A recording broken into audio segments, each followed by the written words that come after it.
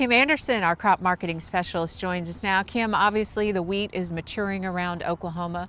What are you observing and hearing from producers around the state? Well, the last 30 days has been quite a turnaround in wheat. We had the wheat crop at about 80 million bushels. It's probably around 120 million now. That's about a 50% increase in production. There's some concerns about the potential quality of it, especially if it continues to rain, and we've had some lodging in it. We'll have to wait and see what kind of problems we have as we get into harvest. And there's that one other problem of those sucker heads and two different maturity levels of the wheat.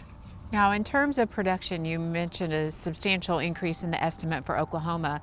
How does it look overall? Well, overall, we've got higher hard red winter wheat production than last year. It's estimated to be about 853 million bushels compared to 738 last year, 5-year average of 857. So right at average now.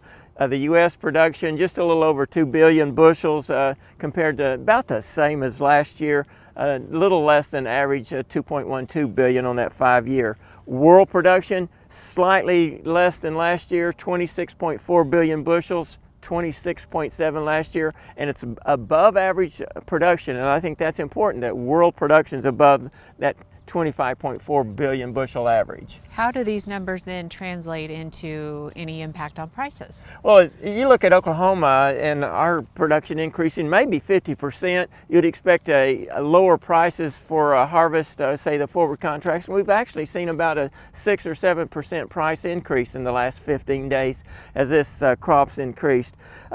You look at the stocks to use ratios, used to, I talked about the ending stocks, but stocks to use on the U.S. is 37% compared to 34.5 last year, a 5-year average of 31.5.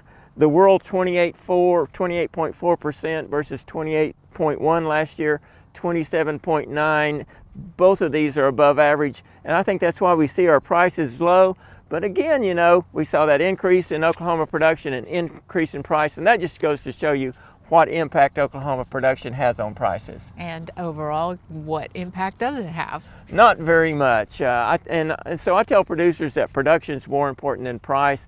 I think with the stocks to use ratio well above average, with strong world production, I think prices are going to stay down in the this $5 to $5.50 level. Okay, Kim Anderson, thanks a lot. We'll see you next week.